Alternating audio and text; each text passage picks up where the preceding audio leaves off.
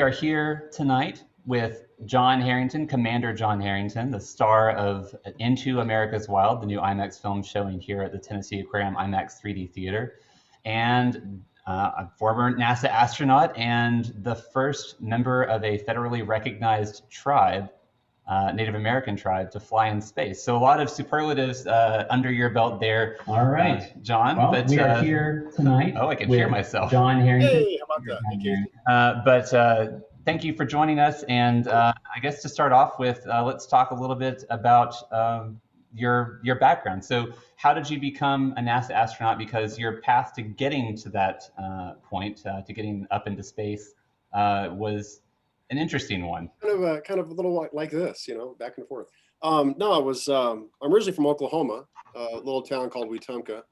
My mom and dad and my grandparents, my mom and dad were from that area. My mom was from Fitchie, Oklahoma. My dad was from Wetumpka. My grandparents lived there. I was born there. And then we moved away about, I think within a year of being born, we lived in Tulsa, we lived in Norman, and we moved to Colorado Springs, Colorado. And then I spent a lot of time in Colorado, moved to Wyoming for a bit, moved to Texas for a bit where I graduated from high school, and then ended up back to Colorado and the University of Colorado at Colorado Springs. And the attraction for me was always the mountains, was always being outside. And so I spent, unfortunately, quite a bit of my time outside and not enough time in the classroom when I was in the university. I learned to rock climb my first year in college and ended up spending most of my time rock climbing and not much of my time studying. And when you don't study, you don't, pass your tests. I had about a 1.72 grade point. I used to say earned at 1.72, don't really earn a 1.72. I got suspended from college when I was a freshman. And I like to tell people it's not because I wasn't intelligent, at least that's my belief, is I wasn't motivated to be in the classroom. Ended up taking a job in the mountains, rock climbing on a survey crew. And the guy that I worked for, I saw math in practice as part of this survey crew. I used to hang off of cliffs, and these guys would shoot an infrared beam of light to a little piece of glass I held in my hand. And so I asked questions. How's that work? Well, light travels at a certain speed, it's constant.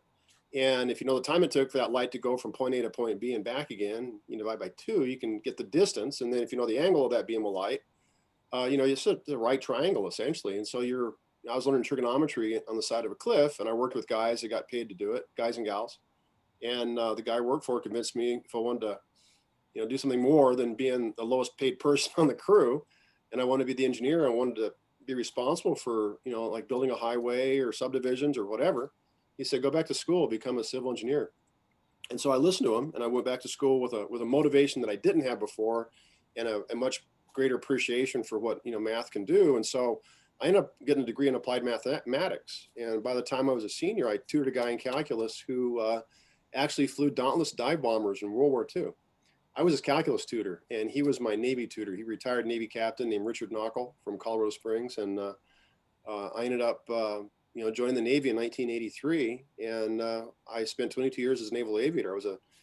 I hunted Russian subs for about 4 years, chasing Russian subs all across the Pacific, North Pacific, Western Pacific. And most of my friends went to work for the airlines after their first tour. And I had this dream as a kid to be an astronaut. And I knew if I went to the airlines, I wouldn't become an astronaut.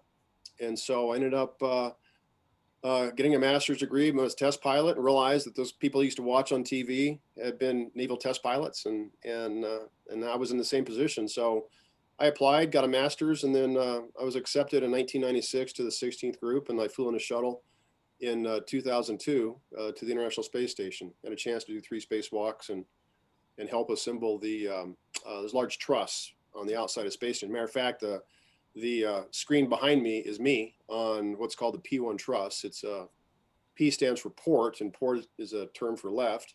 So it's the first one on the left side of space station. So it's got some great photos here of the Endeavour hanging out with a Nikon camera. This is a great shot of me hanging on to a 1,000-pound cart. Weighs nothing in space. You can hold on to 1,000 pounds with your hands, and all my tools are wrapped around me. And it was a great experience. The suit, weighs 300 pounds, weighs nothing in space. It still has mass. You still have to move it around, and it's hard to work in. But if you didn't have it, you couldn't do your work. Obviously, that's what the space station looked like after we undocked. And that was in 2002, and now it's been 20 years, 18 years or so, 19 since I flew, and It's this been in space for over 20 years now, the International Space Station. So quite a ride. It's about 7.2 million pounds of thrust coming out of the bottom, the mains and the solids, and 8.5 minute ride to orbit. A bunch of stuff I had to take outside and put on the space station with my hands. It's kind of hard. It's like putting cats in a grocery bag. They all want to float back out, so you have a hard time putting stuff in a bag. I don't put cats in bags, so make sure that's understood, but kind of the same thing. Time-lapse shot of the launch going up and around the Earth at 17,500 miles an hour. That was my first wife, Debbie, and my kids, Jessica and Amanda, watching me in that fireball. Family is the immediate family's on top of the Launch Control Center for the launch. Keeps them away from the public and from the media in case something goes wrong. And because there's a 1 in 3 or 1 in 400 chance of something happening on launch, and you're not going to come home. So it's a pretty emotional place to be for sure. That actually is a nice segue. We had some students here on Monday who had a chance to see the film. I was one of them, not one of the students. I was one of the ones who got a chance to see. We're all students. We always learn something, right? Learn something every day. But it was a really inspirational film. It had some very harrowing moments on terra firma, not to liken the ones that I'm sure you experienced up on the International Space Station, but some of the students had questions for you. Sure. Watch the film, and Todd Johnson at Eastlake Elementary wanted to know, were you scared or was it a fun experience to be up in space? There's this fine line between being scared and having fun. Things could always go wrong, and so hopefully you're trained well enough and you have confidence in your ability and the crew to be able to deal with anything that comes along. If you're scared, you really shouldn't be there, because if you're scared, you can't do your job. The idea is, how do you manage what anxiety you might have to do your job in a very harsh and difficult environment? And I think that's what separates folks that want to fly in space from the folks that don't want to take on that risk. And we have quite a few people joining us on Facebook. Thank you all for tuning in to the stream. And we have quite a few shout outs coming from all over the country, it looks like. Some questions already for you. Sure. People saying, Joy Martin says there's mountains on Mars, get those climbers ready. So it sounds like the skills will transfer to interplanetary travel as well. Kaylin Millsap says hello from Cumming, Georgia, which is where my parents are watching. Alrighty. And said it would be awesome if you could shout out to my son, Ryan. We are watching from home. Hey, Ryan. I'm sure you want the shout out. I'm waving from the space station, because that's me over my shoulder right there. So always looking over my shoulder. So Heather Smith her account at least says, there's a comment that says, hi, my name is Sierra and I love space. I just finished an astronomy class and absolutely loved it. I think space and all there is to learn about it is so fascinating. I'm wondering what it was like in the Space Shuttle Endeavour. So thanks, Sierra. You kind of touched a little bit on this, but if you have anything to add to what you were talking about earlier, what is life like on the Space Shuttle? Imagine the Space Shuttle is probably about the size of a 737, like an airplane, maybe Southwest Airlines or United or Delta flies, and so it's probably about 200,000 pounds roughly. That's just the shuttle, the orbiter itself. There's a flight deck and there's a mid deck. So on the flight deck, the commander and the pilot sit, and then I was a mission specialist too. So I sat just aft and between the pilot and commander. So and Mike Lopez Alegria sat just on my right. So he was a mission specialist 1. And down on the mid deck, we had 3 people that we were actually taking to space. So if you can imagine, it's small if you're just standing on the deck. But the neat thing about being in space is you're not just standing on the floor; you get to float in this volume now. So what was once kind of a small area is now kind of a large volume, and you can be on the top of the ceiling and look down, and your friends be down on the floor.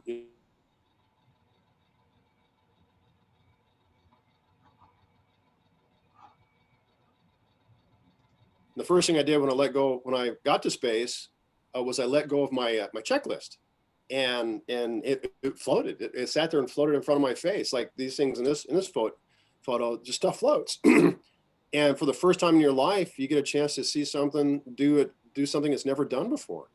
And it's not just looking out the window that's fascinating. It's being in an environment where you can do things you only imagined as a kid. Your own little airplane. It's a neat experience.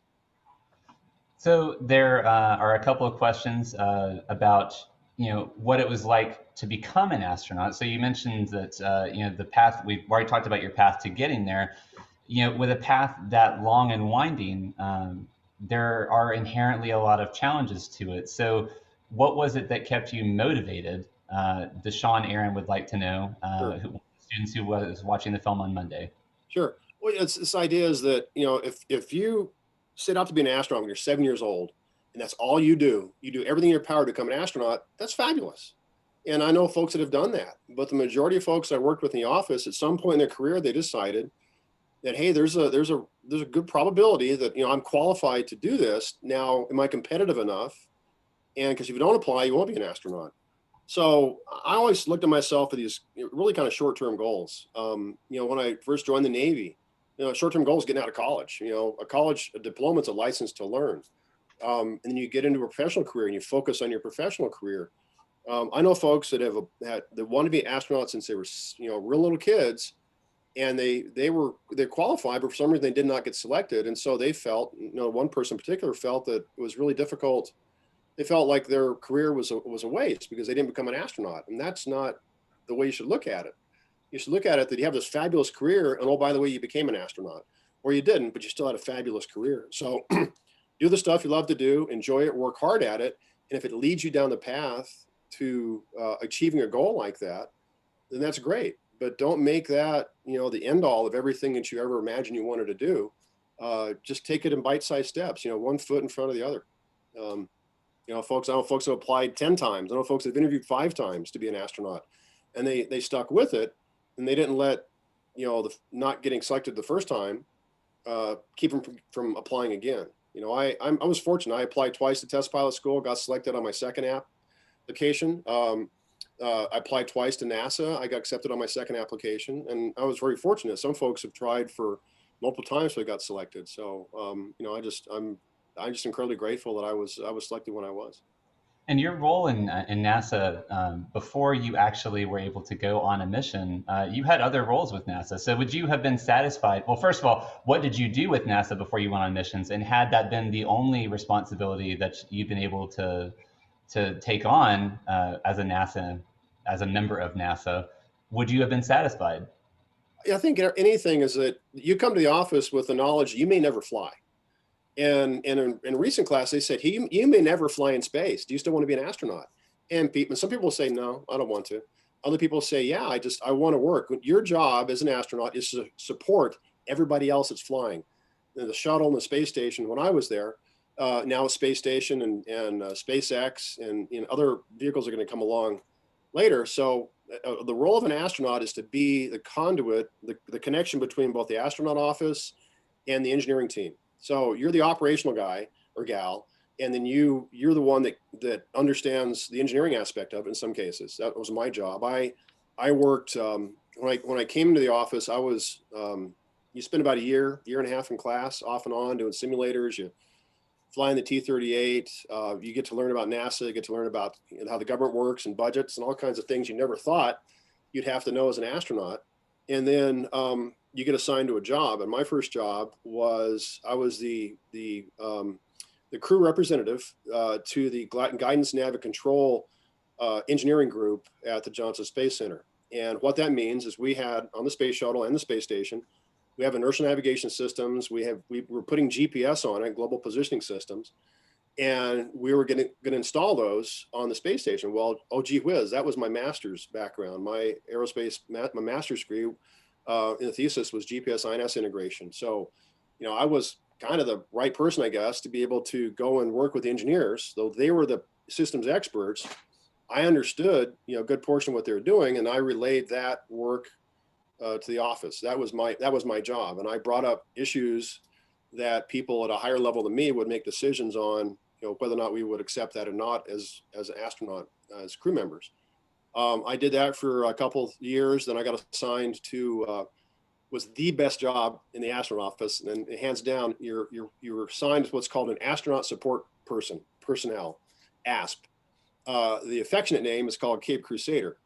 And my job was to fly from the Johnson Space Center in a T-38 across the pond over the Gulf of Mexico, and work at the Kennedy Space Center and be the crew representative for all launches and landings, processing the shuttle, processing space station hardware, and be the eyes and ears of the office at the Cape. You live at the Cape off and on. I was at the Cape quite a bit. I supported all launches and landings. Some of the launches actually I got to strap the crew in. I was what was called the prime ASP. And so I was the one that got to go on board the space shuttle and strap them in, put their parachutes on, put them in the parachute harness, pat them on the head, and then close the hatch, run away about 3 miles, and watch the space shuttle fly in space. So that was absolutely the best job in the office. Real hardware, wonderful people that worked on the space shuttle, worked on the launch, went on the launch pads. The engineers, the admin folks, everybody was great. And I did that until I got assigned to a space station, to a space shuttle flight. And that was in about 2000, I think, when I got assigned to STS-113. We have some questions that have come in about food. Everybody likes to know about normal things in space, because everything is different in space. Jennifer Michael asks on behalf of 9-year-old Jamie, how do you get the food in the tubes? And to follow up with that, Malaya, a student from Calvin Donaldson Elementary here in Chattanooga who watched the film on Monday, would like to know, did you like space food? So how do you get the food in the tubes? And then did you like it once you got it out? Really, the food's not, I mean, back when I was a kid growing up, we used to watch, the Apollo astronauts, the Gemini, Mercury, and they'd have food in a tube, and they'd squirt it into their mouth, and, and it had space food sticks. I used to eat space food sticks as a kid, drank Tang and all that. What we have is most of the food's dehydrated, because water weighs about 8 pounds per gallon or something. It cost about $10,000 a pound to fly something in space with, if you look at the overall cost of launching the space shuttle. So you take the water away from the food, you dehydrate it. And one of the byproducts of electricity, making electricity on the space shuttle, is water. You take a couple hydrogen and oxygen, in a fuel cell, and there's a chemical reaction. It kicks off an electron, it gets really hot, and then it makes water.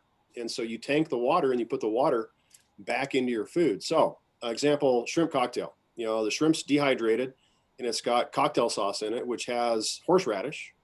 So when you get it, you put it in a little spigot goes on to the end of it, and you fill it with water, and you wiggle it around, you squeeze it for a little bit. So it gets, the water gets through all the elements in the bag, and then you cut it open, and then you eat it with a fork or, spoon or whatever. And horseradish is great because you're stuffy. You actually get kind of congested in space. And so that horseradish kind of opens up your sinuses, go, yay. And it feels great. So spicy stuff, man, I love spicy food. Love to eat more in space because my taste buds got kind of dull in space. Imagine if you like pepper, you can't shake pepper onto your food because if it comes out in little teeny, and it goes in your nose and your eyes, and that's bad. So it comes in a little bottle. And it's a liquid, and you squirt it on your food, and the liquid surface tension causes it to stick to the food. And so you squirt your pepper onto your food, Tabasco sauce. I should have taken sriracha mayo. Man, I would have loved to have sriracha mayo, sriracha sauce in space. Also had meals ready to eat, which are MREs. Military uses those. Irradiated food that's so that you don't have any contamination in it. Cut it open, barbecue beef, chicken fajitas. We took tortillas. We took fresh tortillas. One thing you don't want to take is, bread, because if bread gets dry, it gets crumbles. And these things kind of float around, you breathe them in and they get into the equipment. You don't want to do that. Russians have these little cookies, and I went to open a little cookie, and the Russian Valery Korzun goes, John, don't do that. He takes me over to this vent in the backside of the space station service module. He opens a bag of cookies, and all of a sudden they go, Ch! And they just shatter, and all the crumbs go whoop, right into this little into the filter instead of my nose. That was pretty cool. Good, the food's good. I mean, I took candy bars. I took a lot of stuff. Beef jerky. So you took along some things of more emotional significance, I suppose, along with you. So when you went into space, you carried along artifacts that were of significance to you as a member of the Chickasaw Nation. We discussed, or I mentioned this earlier, but you are the first member of a federally recognized Native American tribe to fly in space, which is a huge precedent and an amazing superlative. You must make you terrible to be with at dinner parties because no one can one-up you. But I would like to know, what was the process like for deciding what you were allowed to bring with you? And what were the things that you brought with you? Since that's discussed in the film, but for anybody who's watching this stream who hasn't had a chance to see the film, what did you bring with you, and what was Sure. the process like to get Well, it? you're assigned a certain number of items that you can take. There's a certain number, certain amount of room on the shuttle to take stuff. Everybody is assigned a certain amount. Some folks take their amount. Some folks don't take anything. It depends, and that opens up more space for others. But only two things I could actually take out in space. Everything else was packed away, and they did a great job of packing away things that I never saw on my flight. But two things I did have that I took out. One was an eagle feather that was given to me by a gentleman named Phil Lane Sr. And Phil was an elder with the American Indian Science and Engineering Society. And this great shot of the launch here in Imax. And it was Beat Mother Earth and Father Sky. And I also flew a flute that was made by a friend of mine named Jim Gilliand. He's a Cherokee gentleman he was an engineer at the Kennedy Space Center. And Jim is a superb little flute maker. And he made the flute and actually took it out. I played the flute in space. And then I also had the feather up there. Right there you go. And those are now both in Smithsonian. You see in the American Indian in Washington, D.C. And also there was a small pot, a little shiitake pot. A friend of mine named Al is a Hopi potter, but he's also an engineer, a very, very, very talented engineer. Worked on the X-15 back in the day and a variety of aircraft. And Al is a traditional Hopi potter, and he flew a small pot that had cornmeal in it, and that now is also in the Smithsonian as well. So, and a variety of things. Flag for my tribe. I flew a flag for my tribe. I flew a flag for the Crow Nation here in Montana. I flew a variety of eagle feathers. I flew a piece of regalia that a friend of mine's grandfather had that was over 100 years old, and he's a traditional dancer in powwows, and so I flew that traditional regalia for him and gave it back to him after the flight. I flew little toys for my kids. I flew some jewelry for my family. Just a variety of things. Were there a lot of requests from friends and family to take things with you, or did you? Not a lot of requests. There were some, because a lot of folks don't know you do it.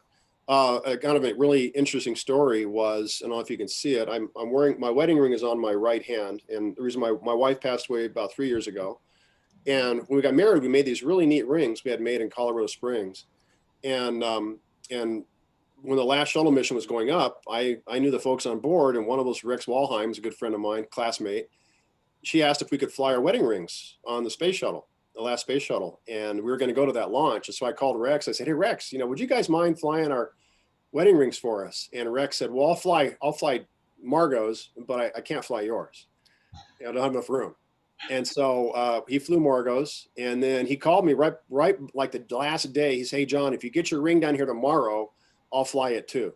And so I had that thing in FedEx, man. It was off on his secretary's desk the next morning, 8 o'clock. And so my wedding ring and my wife's wedding ring flew on the STS-135. And after before she died, she requested that she got to wear her wedding rings in her burial. And so she's wearing her wedding ring still. Oh, wow. What a neat story. Sad, but neat. That is sad.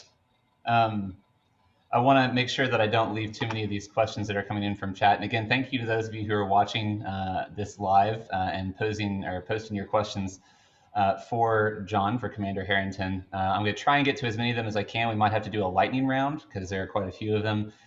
Mitzi Bain Ruth would like to know, did you ever bonk your head on the ceiling? I'm assuming she means on the space shuttle. Oh, heck yeah. Everybody. You come like a bull in a china shop, man. You're bumping into stuff and people laugh at you and you can't quite figure it out. Takes a little bit to get used to it, but yeah, you'll bump into stuff. Hector Domingo would like to know, how did it feel when you entered space? I'm not sure if he means just achieving orbit or if he actually means spacewalk, but if there's a way to answer those quickly. Yeah, there's a thing called stomach awareness. When you get into space, whatever you had in your stomach in the morning is now or whenever you lift off, it's like floating. If you had a sandwich, it's not here anymore. It feels like it's right here. It's kind of provocative. Some folks get sick very quickly in space. I didn't. I felt a little nauseated, but I never got sick. I got sick when I came home. It was hard to be back in 1G, back on the Earth. But people feel a little bit, it's called stomach awareness, a little bit of nausea. Not everybody. Everybody's different. I'm gonna probably mispronounce names, and I apologize ahead of time. If you want your name spelled correctly, do make sure you include a phonetic pronunciation, and I will do my best not to butcher that as well. But Ramia Southers, hopefully I didn't mess it up, said, "Did you have beds or did you float in the air?" She's a student at Howard School. Yeah, and we had sleeping bags on the space shuttle. We had sleeping bags, and so imagine for the first time in your life, you're not touching anything when you go to sleep. It's just weird. I mean, it's absolutely just weird. So I would get my sleeping bag, and I would squeeze myself between. We had these big cargo bags on the space shuttle mid deck, and I would slide myself between these bags, and I'd crunch up like this because I felt like I had that pressure that I had back on the Earth. But in space, my friend Paul would sleep on the ceiling. He'd do a backflip into a sleeping bag. Peggy slept on the wall. Sergey slept upside down next to me on another bag. So space station is different. You have these things called kayutas. You have these, it's a Russian word for the sleeping module. You can get in, you can close the door, and you have a little space for yourself where you're not, people aren't watching you all the time. And so it's nice. You want to have a little bit of space for yourself. I slept on the shuttle, my mission for the week that I was up on space station. I always stayed on the shuttle. I slept on the shuttle, I should say. Yeah. So Marilyn Payne would like to know, what are your thoughts about space tourism? So I guess more people might be joining you among the rare few who have had the opportunity. And like everything, people have disposable income, and if you can make a profit on it, and you can do it safely, people are willing to take that risk to be able to fly. And I left the office in 2005 to work for a commercial space company with the idea of being a commercial space pilot, on a vehicle that would do a suborbital and compete with Virgin Galactic. We actually won the same agreement SpaceX did. We just didn't have $400 million to match what NASA gave us. So we had a neat technology, but we just didn't have the money to pull it off. Had a neat team of people. I think, as long as it's like, imagine we're back in the 20s and 30s, just the very beginning of commercial air travel.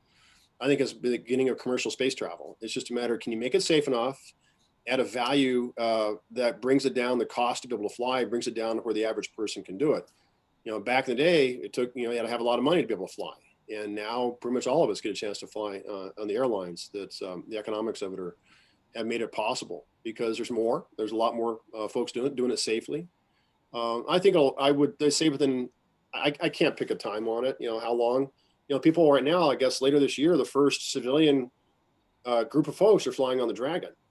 And they're called astronauts. I'm going, well, is that a professional astronaut or is that somebody paying to go? So, it's kind of, there's some interesting ways of what do you call a person that pays to fly in space versus somebody that does it as a professional that was trained, to, fly in the vehicle. So it's interesting. It's a change in the way things are done for sure. Space tourist, maybe? Space tourist. Yeah. It's just, I think people fly in space that come back and go, hey, I was an astronaut. I got to go up to the space station and look out the window for 2 weeks. Well, a lot of us, we trained all our, professional, career at some point in time to be astronauts. And if you fly above the, about 100 kilometers, that was the designator for us to be considered astronauts. And I think 568 people, I think so far have flown in space from all around the world. Wow. Out of 108 billion people, that have lived on the surface of the Earth, 568 have had the chance to fly in space. So very, very fortunate we get the opportunity to do it. It's an incredible achievement, and I guess, like I said, it must make it difficult for anybody to compete with you at dinner parties in terms of. Don't compete at dinner party. Just we say it using the A word. You don't come in and say, "Hey, I'm an astronaut." That just sounds so egotistical. Mm-hmm. You just want to say, what do you do? I had a chance to do something that that a lot of us would love to do, and I just was fortunate that I had the chance to do it. So, and I got to do work in space, not just look out the window and not just hang out and watch the Earth go by.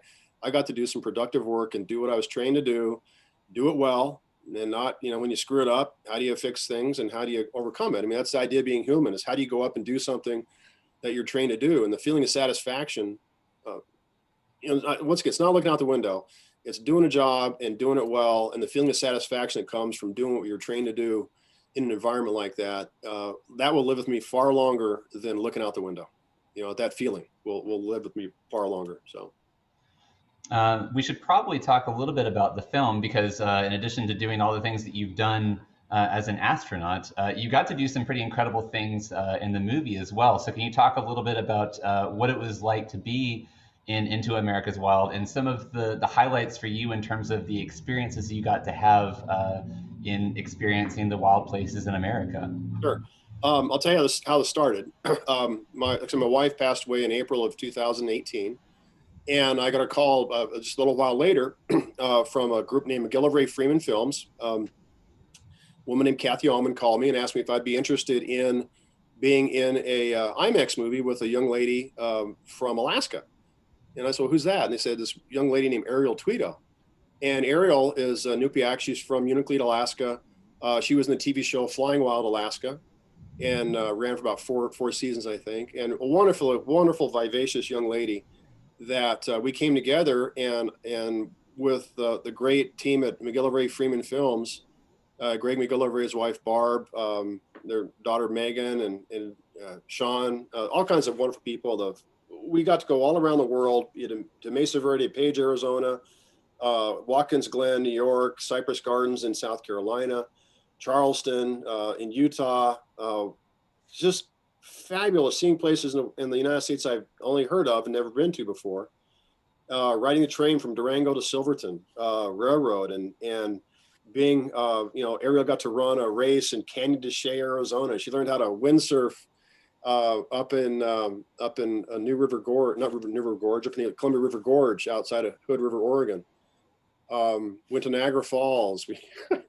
What a fabulous experience. It was, for somebody that just lost their wife, to be able to go into a place like this and focus on doing a movie of this nature with some wonderful people, it was the perfect remedy to grief, I think, to be able to, to focus on doing something and making a product and getting outdoors and encouraging others that this is what fills the soul. This is a thing that makes you feel a part of this wonderful planet we have a chance to live on, is to get out and experience it. I've had a chance to be up here and look down at the earth. I lived underwater for 10 days in the Florida Keys in a habitat. And I rode a bike across the country from Cape Flattery to Cape Canaveral. And everyone is a unique experience. Everyone has this wonderful things about it. But, the majority of us, this is where we are. This is where we'll always be. And to go out and experience the wonderful nature of what we have here in the United States, and around the world for that matter. But the movie focuses here in places in the United States that are seldom heard about. And to take that into an audience and let them see it from the big screen, the IMAX, and do it in 3D is a remarkable experience. And I'll finish off with, when we premiered this in Washington, D.C. at the Smithsonian Air and Space Museum, February of last year, right before COVID, I had a gentleman sit next to me named General Tom Stafford. General Stafford flew twice on Gemini, twice on Apollo. He's a commander of Apollo 10, got down really close to the surface of the moon, just didn't land on it. And he was a commander of Apollo Soyuz. And General Stafford sat next to me in the movie, and Greg McGillivray had actually filmed General Stafford when he flew on the Apollo Soyuz, and in his very first IMAX movie. And General Stafford had his glasses on, and we were watching this rock climbing sequence. And right as a drone's going around this young lady, General Stafford takes off his glasses and goes, "Wow." That was fabulous. Absolutely just wonderful to be able to share that moment with him. Guy that's been to the moon, it's stunning. Well, the people who are watching this probably feel exactly the same way about getting a chance to interact, even in a secondhand way, through asking questions with someone who's been in space. So to segue from that, there are a couple more comments that have come in. Sadiq Habak, whose name I probably terribly mispronounced. Good job. Would like to say, could you please say hi to my daughter, Sophia, who is watching. She loves space, and when she grows up, she wants to be an astronaut. And what was her name? Sophia. Fia. Hey, Fia, how are you doing? John Herrington from in front of a picture of me on the space station. Sorry, it's Sophia. Sophia. Okay, Sophia. Right. She does have a few questions for you. Let's see. So she said, what inspired you to be an astronaut? And you touched on that earlier, but if you don't mind touching on it again, and then sure. Who's your favorite astronaut and your favorite space mission? Favorite astronaut, favorite space mission. Favorite space mission is mine. Yeah, I got to do it. I say favorite astronaut, just the guys that I grew up with. I've got to know General Stafford really well because we're both natives from Oklahoma, and he's from Weatherford, Oklahoma, from Wetumpka. So I've been privileged that General Stafford has invited me to do a lot of things with the guys and the Apollo folks that I used to watch on TV growing up. And so I've been blessed the opportunity to meet people that I, as a kid, watched, and now I'm a colleague with. So I'd say General Stafford would be that. Oh boy, what was the other part of the question? Sorry. What inspired you to be an astronaut? Those guys. I used to sit in a cardboard box when I was 8 years old and dream I was going to the moon, because that's what we were doing. And and to be able to achieve that, not necessarily go to the moon, but to be able to fly in space, was just the high point of my professional career. So you'll find people in your life that'll inspire you to do something that they're doing, or take you down a path that something inspires you. Have you heard from anybody who's was inspired to do like Sophie would like to do and has set themselves on the path to being an astronaut because of meeting you or from interacting with you? Well, I've met people that, well, for example, when I got selected as an astronaut, I called the gentleman who had encouraged me to go back to college. And I called him and thanked him, because if he hadn't done that, we would not be having this conversation. So I don't think we would, but I called and thanked him. And there will be times in your life, and it's happened to me, that you don't realize you have an impact on somebody's life until they come back maybe 10, 15 years later. One story I love to tell is a young lady met me in an elevator in Phoenix, and she said, "You're John Herrington." I went, "Yeah, it's John." And she said, "I met you when I was 12 years old, and I saw you at a summer camp, and I didn't realize I could be an engineer until I met you." And says, "I want to thank you because I'm now an engineer." I think she works at the city of San Francisco as a civil engineer, and she just thanked me for just being that guy. That she didn't realize that somebody she could be. And I think that when you realize that you have an impact on somebody else's life, for just a fleeting moment, you can change the direction of a person's life or give them an inspiration to do something. And if that is the only thing we put on this earth to do, that you can inspire somebody to achieve a dream they have or achieve a goal, and then make this world a better place, then that, I think, should be what we should all strive for. That's what better way to recognize that you've had an impact on the planet as a whole and civilization. It's kind of neat. Speaking of the planet as a whole, the many astronauts have talked about how transformative and impactful that moment is the first time you see the pale blue dot. So you see the Earth in its entirety and floating in space. It somehow makes you feel, it gives you perspective, a newfound perspective on who you are, where you are, and who we are as a species. So to carry forward from that, how did you feel when you got back to Earth? Did you feel differently about the Earth, and did you like space better or Earth better after having experienced both? This is a question, by the way, that Brianna, who watched the film on Monday. Well, it's a great question. I said, the people I watched growing up that went to the moon got to see the Earth from a different perspective than astronauts that flew in Shuttle or on the space station get. Where you can cover it up like Tom Hanks did, Apollo 13 movie, where he covers up the thumb, the moon was his thumb, and the Earth with his thumb. That is a different perspective on the planet than we as shuttle astronauts and space station astronauts have. If you can imagine, the Earth is a 16-inch beach ball, and you lay your finger on top of it, that is how high you are above the space. That's how high you are above the Earth. You're just you're about 250 miles above the Earth. But you're going around the Earth really fast, and you see the planet in a different perspective, and you got to look at the planet with no lines, no, as they say, no borders. There's a feeling of insignificance for me, being able to look back at a place where I grew up. I couldn't see anybody. I couldn't see those things that I'm very familiar with, being on board. It's like being on a very high mountain. For me, the moment that fundamentally changed my perspective on my place in it was being right here. Matter of fact, you just had a picture of it on the very end of the space station, and they recreate this in the movie, where I'm hanging on the end of the space station by a thumb and a forefinger, and I'm looking out, not back at the Earth, I'm looking past the Earth. I'm looking out over the limb of the Earth and looking out into the vastness of the universe, and I'm realizing this is the first time in my life where I actually have the feeling that there's nothing between me and whatever else is out there.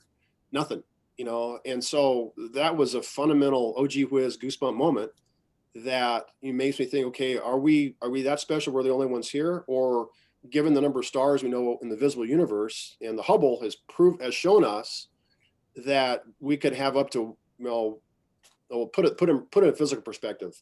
If you do the math, 1 to 2 trillion galaxies in the visible universe, every galaxy has hundreds of millions of stars in it, 10 to the 23rd to 24th, something like that. It's a huge number, with a bunch of zeros after it. For every grain of sand on the surface of the Earth, they believe there's a star in the visible universe. Go grab a handful of sand and try and ponder that for a second. I believe life exists in the universe because the probability is so great. I'm a mathematician, mathematics engineering guy. The probability that there's another planet out there around a star that's the right distance away, that has the right stuff in its atmosphere, the right temperature, that life in some form can flourish. Has it come here on flying saucers and buzzed around, the back roads of Colorado? I don't think so. I've never seen one. But I believe life exists in the universe because the probability is so great. Things on this earth, what fascinates me the most is being on the earth and seeing how things grow, things how propagate, how things have evolved to what we get to appreciate today. And that's this natural process that I appreciate from both my perspective as an astronaut, my perspective from riding across the country on a bike, living underwater, seeing the macro and the micro perspective of what we have a chance to live on here.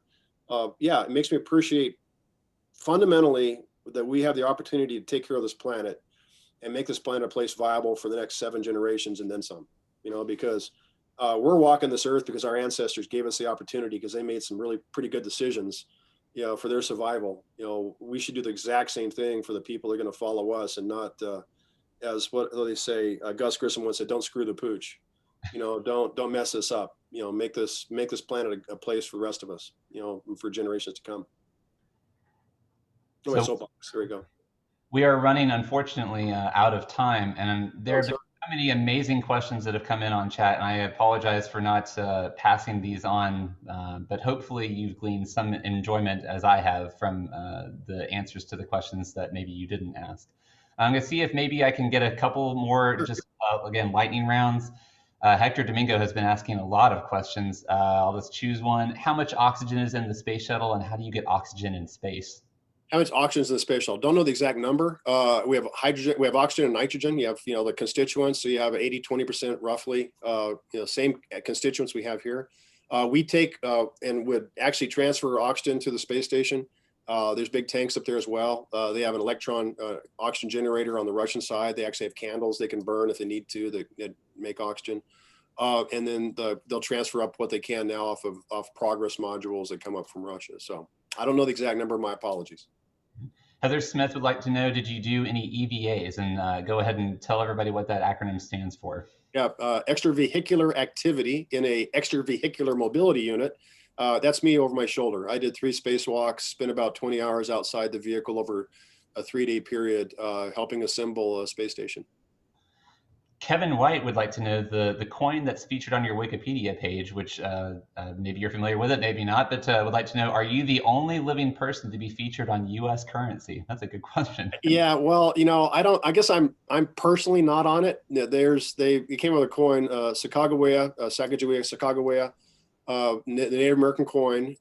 They last year, I think they dedicated it to natives in the space program. One was Mary Ross, Cherokee, who was one of the original founders of the Lockheed Skunk Works, and also was engineer, and one of the first Native American engineers, women.